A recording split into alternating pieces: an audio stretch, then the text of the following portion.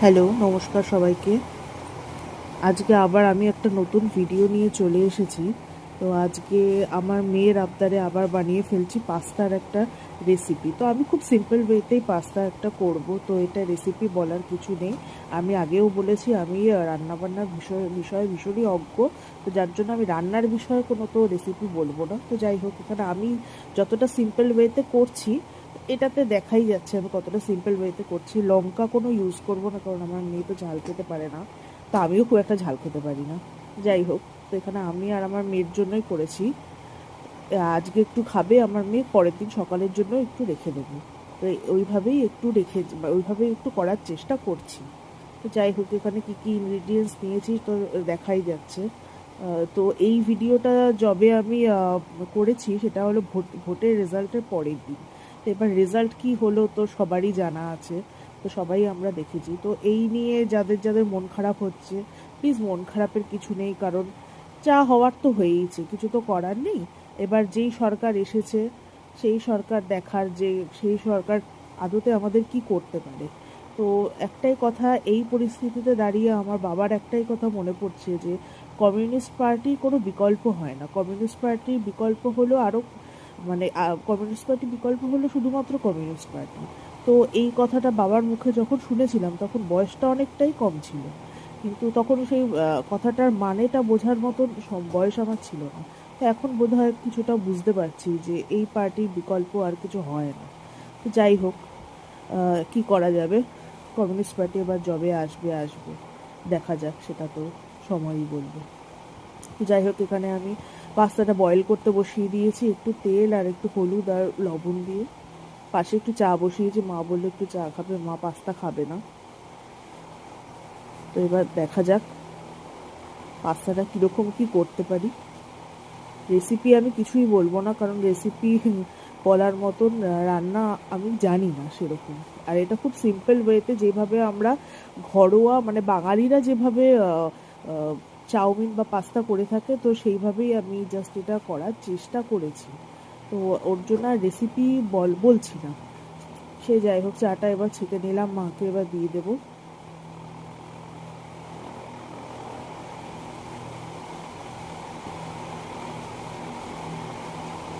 দুধ চা আমি খুবই ভালোবাসি, কিন্তু এই দুধ চাটা আমি খাবো না, কারণ এই দুধ চা আমি চিনি দিয়ে দিয়েছি। আর একদম আমি চায়ে চিনি খেতেই পারি না। চা আর সঙ্গে বেকারির বিস্কুট সেদিন কিনে এনেছিলাম, বেকারি বিস্কুটটা। কে কে ভালোবাসো বেকারির বিস্কুট প্লিজ কমেন্ট করে জানাও। আমি ভীষণ ভালোবাসি, তবে এই বিস্কুটটা খুব একটা ভালো লাগছে না খেতে। এই বিস্কুটটা ভীষণই নোনতা, আর এত নোনতা বিস্কুট খুব একটা ভালো লাগে না। আমার একটু মিষ্টি মিষ্টি বিস্কুট বেশি ভালো লাগে। যাই হোক, এখানে পাস্তাটা দেখছিলাম আমি বয়েল হয়েছে কিনা, একটা একটু ভেঙে দেখার চেষ্টা করছিলাম। যাই হোক, এটা মনে হয় এখনো বয়েল হয়নি, যার জন্য আরেকটু হচ্ছে। ওপাশে আমি এখন একটু তেলও বসিয়ে দেব, তেল গরম করতেও বসিয়ে দেবো। এটা ডিম ফাটিয়ে নিচ্ছি।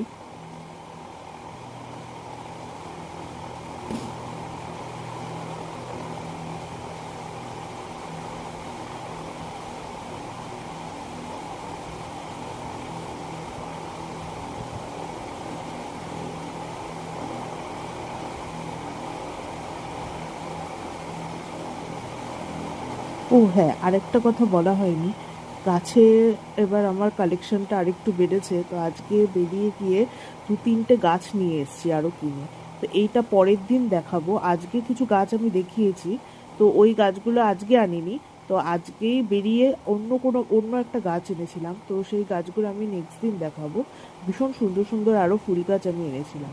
তো এবার মায়ের বকা খেয়েছি ঠিকই ফুল গাছটা আনার পরে, গাছগুলো আনার পর, কিন্তু আমি জানি আমার মা এটাকে ভীষণ যত্ন করে আবারও সুন্দর করে প্লেস করবে।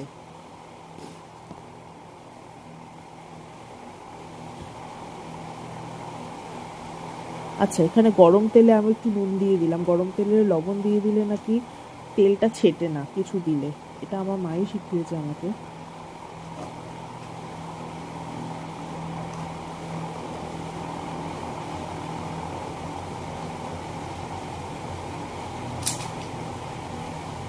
এখন দুপুরবেলা আমি মেয়েকে ঘুম পাড়িয়ে ভয়েস ওভারটা দিচ্ছি।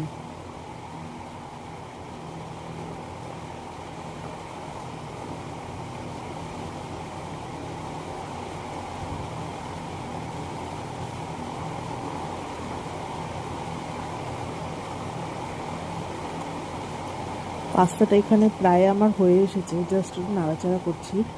আমি কিন্তু আলু আর পেঁয়াজটা আগে ভেজে তুলে রেখেছিলাম, সেইটা আর দেখানো হয়নি, কাঁচা অবস্থায় আলু পেঁয়াজটা দেখানো হয়নি। তো আলু আর পেঁয়াজটা আমি অনেক আগে ভেজে তুলে রেখেছিলাম। তো তারপরেই মনে হলো যে ভিডিওটা করি। যাই হোক, অনেকেরই তো মাথায় থাকে যে আমি খুব একটা রান্নাঘরে যাই না, রান্না বান্না করি না। হ্যাঁ, সেইভাবে হয়তো রেগুলারের রান্না করতে হয় না, কিন্তু এগুলো তো করতেই হয়। এগুলো মেয়ের আবদারের জিনিস, এগুলো তো আমাকেই বানাতে হয়, তাই না?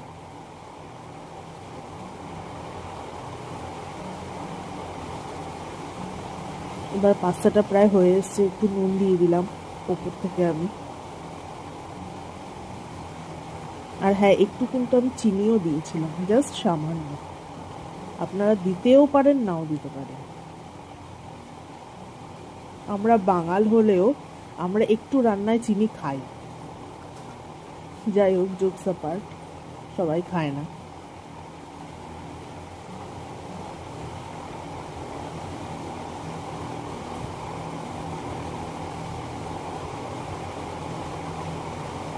আচ্ছা, কারা কারা আপনারা বাঙাল হয়েও চিনি খান রান্নায়, তারা একটু বলবেন তো। আমরা কিন্তু বাঙাল হয়েও চিনি খাই, কিন্তু আমার শ্বশুরবাড়ি কিন্তু পিওর এদেশীয়, ওরা কিন্তু রান্নায় চিনি খায় না।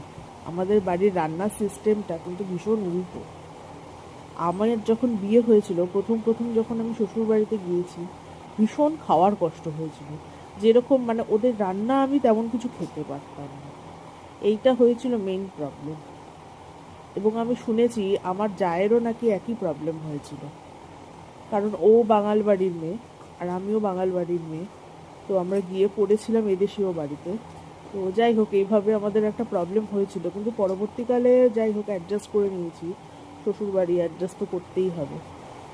এখানে পাস্তাটা কিন্তু আমার রেডি হয়ে গেছে, এবার পাস্তাটা আমি নামিয়ে নিচ্ছি। কিন্তু আমার হাজবেন্ডকে দেখেছিলাম যে ও যতটা না ওদের বাড়ির রান্না এনজয় করতো, তার থেকে অনেক বেশি এনজয় করতো আমাদের বাড়ির রান্না। এইটা কিন্তু আমি আমার হাজবেন্ডকে আমি দেখেছিলাম। যাই হোক, আমার মা খুব ভালো রান্না করে, সেটার জন্যও হতে পারে। কিন্তু আমার মায়ের একটাই দুঃখ, আমার মায়ের জামাই খেতে পারে না, খুব একটা খাওয়ার শৌখিনতা ওর নেই।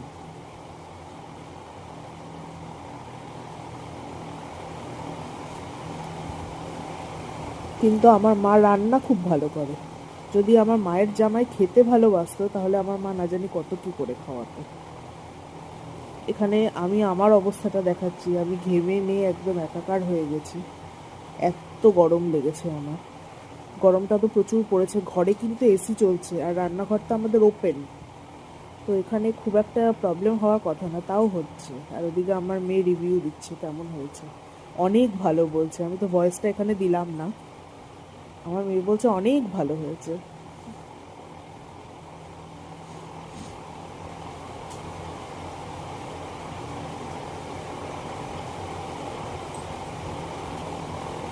আর এই যে গাছের ফুল দেখাতে চলে এলাম, এটা কিন্তু ঠিক পরের দিন সকালের ভিডিও। মেয়েকে 6:30 স্কুলে দিয়ে আমি জাস্ট এসে ছাদে জামা কাপড় মেলতে গিয়ে আর ছাদে জল দিতে গিয়ে, গাছগুলোতে জল দিতে গিয়ে আমি জাস্ট মানে ভিডিওটা আমি তুললাম। তো দেখুন আমাদের গাছে কত সুন্দর সুন্দর ফুল ফুটেছে, যতটুকু আমি পেরেছি ক্যাপচার করার চেষ্টা করেছি। কত জবারই সম্ভার আমাদের বাড়িতে। নাকচম্পা গাছটা এখনো ফুল হয়নি, ওটা মেবি বর্ষাকালে ফুলটা হয়। এখানে প্রচুর লক্ষ্মী জবা আছে, চন্দন জবা, আর একটা খুব সুন্দর লাল জবা আছে। প্রচুর নীলকণ্ঠ কিন্তু আমাদের গাছে হয়। একটা খুব সুন্দর লাল টকটকে জবা আছে, এটা জেড প্ল্যান্ট। ভীষণ সুন্দর লাল টকটকে জবাটা, উফ, এটা তো অপূর্ব।